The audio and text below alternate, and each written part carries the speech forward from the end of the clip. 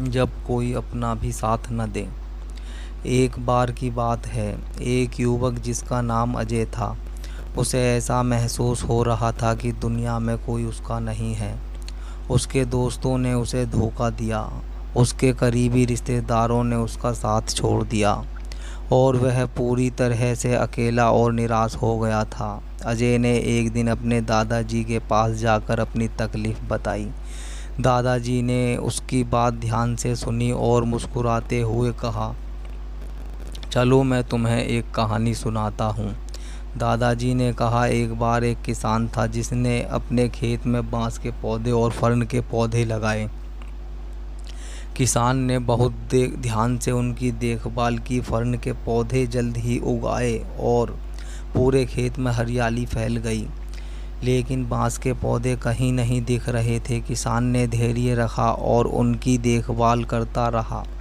3 साल बीत गए, लेकिन बांस के पौधे अभी भी ज़मीन के नीचे थे। किसान ने हिम्मत नहीं हारी और धैर्यपूर्वक उनकी देखभाल करता रहा। चौथे साल बांस के पौधे ज़मीन से बाहर निकले और कुछ ही महीनों में बहुत ऊंचे हो गए।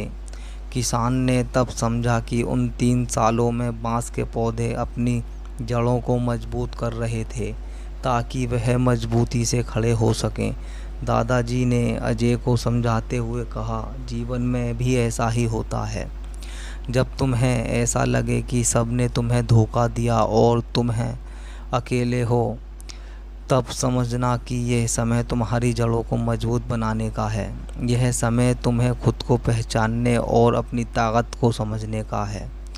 अजय ने दादाजी की बातों से प्रेरणा ली और अपने जीवन में आई हर मुश्किल को एक अवसर की तरह देखना शुरू किया। उसने खुद पर विश्वास रखा, मेहनत की और धीरे धीरे उसकी ज़िंदगी में बदलाव आने लगे।